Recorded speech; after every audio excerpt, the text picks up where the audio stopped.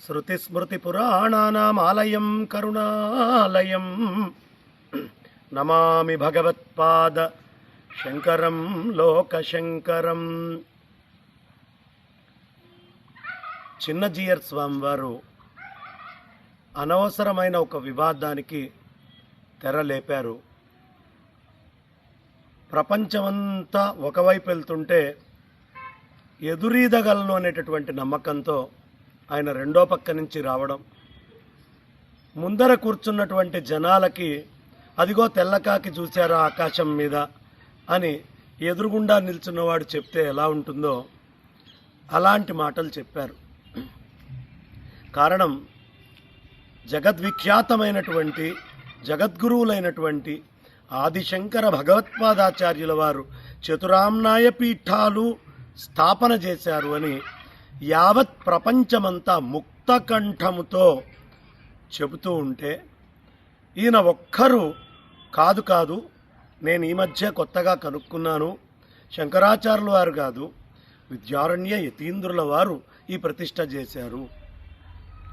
అయ్యా, విద్యారణ్య యతీంద్రుల వారు 12వ శతాబ్దంలో 13వ శతాబ్దంలో శృంగేరికి 12వ జగద్గురువులుగా వారు రావడం జరిగింది. 12వ జగద్గురువులు శృంగేరికి అంటే అంతకుముందు 11 మంది జగద్గురువులు ఉన్నారు కదా. వాళ్ళ గురువుల కోసం ఆయన అక్కడ శ్రీచక్రములో సజీవంగా లోపలికి వెళ్ళినటువంటి లంబికాయోగంతో వెళ్ళినటువంటి విద్యాశంకర గురువులకి 10వ జగద్గురువులకి వారు భారతీ తీర్థస్వామి వారు కలిసి అక్కడ క్షేత్ర నిర్మాణం చేశారు అంటే దాని అర్థం ఏమిటి? ఇంకా రహస్యం, 9వ శతాబ్దంలోనే శంకర భగవత్పాదాచార్యులు వారు నేపాల్ వెళ్ళి అక్కడ అద్భుతంగా పశుపతినాథ్ క్షేత్రాన్ని ఏర్పాటు చేసి అప్పటికే చతురామ్నాయ పీఠాలకి రక్షణగా ఏర్పాటు చేయబడ్డటువంటి నాగా సాధు వ్యవస్థని ప్రతి సంవత్సరము నేపాల్కి వెళ్ళి అక్కడ అర్చించుకునే విధంగా 9వ శతాబ్దానికే శాసనాలు ఉన్నాయి.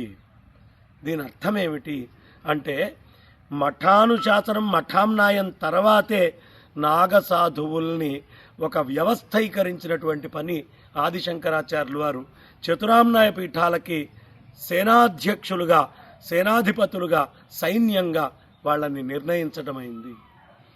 ఈ ఒక్క మాట చాలదా? పోని మీరు విద్యారణ్యుల వారే చతురామ్నాయ పీఠాలని ప్రతిష్ఠ చేశారు అంటున్నారు. మీకున్న ఆధారాలేమిటి? మీ దగ్గర ఉన్నటువంటి ప్రతి ఒక్క ఆధారాన్ని ప్రవేశపెట్టి మీ యొక్క సచ్చీలత, కుట్రపూరితంగా నేను ఈ మాట అనలేదు, నేను బాగా అథెంటికేటెడ్ డాక్యుమెంట్స్ పెట్టుకొని మాట్లాడాను అని చెబితే బాగుంటుంది. మీకు దీనివల్ల ప్రయోజనం ఏముందో కూడా మాకు అర్థం కావట్లేదు. మా రామానుజుల వారు గొప్పవారు అని మీరు చెప్తే ఆయన మహానుభావుడు, మేము నమస్కరిస్తాం, మీరు నమస్కరిస్తారు. అలా కాకుండా మా గురువుల్ని గొప్ప చేయడం కోసం ఇంకొక గురువుని తక్కువ చేస్తాను అనే ఆలోచనలాగా ఈ మాట కనిపిస్తోంది. చతురామ్నాయ పీఠ వ్యవస్థ రామానుజుల వారి తర్వాతే వచ్చింది అని చెప్పాలనేటటువంటి దాంట్లో ఒక కుట్రగా. ఇంకొక విషయం ఏమిటి అంటే శంకరాచార్యుల వారు మొహమాటం లేకుండా ఏ విషయమైనా నిష్కర్షగా చెప్తారు అని మీరే అంగీకరించారు. రామానుజుల వారికైనా కాస్త మొహమాటం ఉంటుంది. అంటే భాష్యం రాయడంలో మొహమాటం ఏమిటో నాకు అర్థం కాలేదు. మొహమాటం ఉంటుంది, అందుకనే సర్వేశ్వరేశ్వర అన్నారు. కానీ ఈయన వాసుదేవ, విష్ణు అనేటటువంటి శబ్దాలతో అస్సలు నిర్మోహమాటంగా చెప్పారు అనే మాట మీరే చెప్పారు. ఆ మొహమాటం లేకుండా రాసేటటువంటి మహానుభావుడైన ఆదిశంకర భగవత్పాదాచార్యులు వారు మఠామ్నాయములో అత్యంత వైభవముగా చతురామ్నాయ పీఠ వ్యవస్థని నేను స్థాపిస్తున్నాను, వాళ్ళ నియమాలేమిటి అనే విషయాన్ని రాశారు.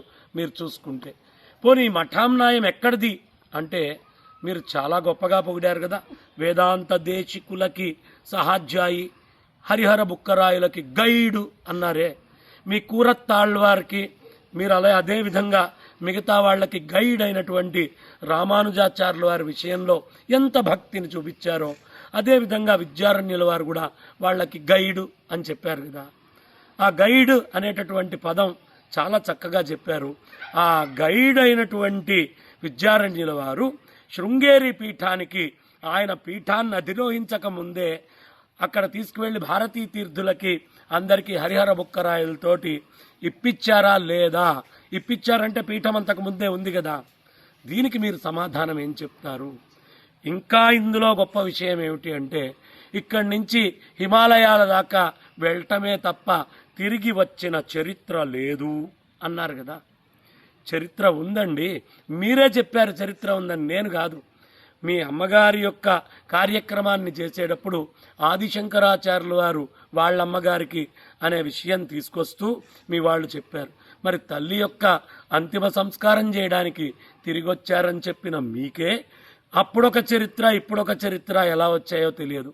కాబట్టి దయ ఉంచి ఇవాళ ఇస్లాము క్రిస్టియానిటీ విస్తృతంగా దాడి చేస్తున్నటువంటి ఈ రోజుల్లో విద్యారణ్యుల వారు తెచ్చినటువంటి పంచాయతనాన్ని పరమ వైష్ణవుడు అని మీరు చెప్పారుగా ఆదిశంకర్లని, అదేవిధంగా కాలాన్ని గ్రహించిన విద్యారణ్యుల వారు అది కలిసి ఉంటేనే మనం కలిసి ఉంటాం అనే విషయాన్ని చెప్పారు.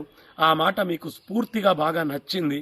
ఇవాళ కలిసి ఉండాల్సిన అవసరం ఉంది కాబట్టి మీరే పంచాయతన పూజని పెంచే పని చెయ్యండి. ఉత్తమ వైష్ణవులు అని శివుడి మీద స్తోత్రాలు రాసి, అదేవిధంగా అమ్మవారి మీద స్తోత్రాలు రాసి, అదేవిధంగా గణపతి మీద స్తోత్రాలు, కుమారస్వామి మీద స్తోత్రాలు, అనేక మంది దేవతా మూర్తుల మీద స్తోత్రాలు రాసిన ఆదిశంకర్లని ఉత్తమ వైష్ణవులు అన్నారు. కాబట్టి మీది దాసోహం అనే సంప్రదాయం కాబట్టి ప్రతి మీ పీఠములోనూ ఇప్పటి నుంచి శంకరాచార్యుల వారి విగ్రహం ప్రతిష్ఠ చేసి పూజ చేస్తే బాగుంటుంది. నేను సవినయంగా మీరు కాషాయ దండ మాత్రేణ యతి పూజ్యో న సంశయ అన్నారు కాబట్టి అదే గౌరవంతో మీకు నమస్కారం చేస్తూ విద్యారణ్యుల వారు చతురామ్నాయ పీఠ ప్రతిష్ఠ చేసినట్టుగా ఎక్కడ ఉందో చెప్పండి.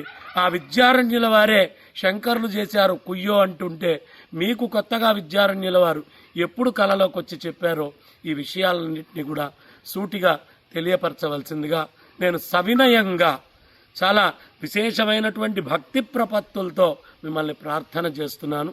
సమాజాన్ని విచ్ఛిన్నం చేయకుండా ఉండడము అనేది మనందరి బాధ్యత.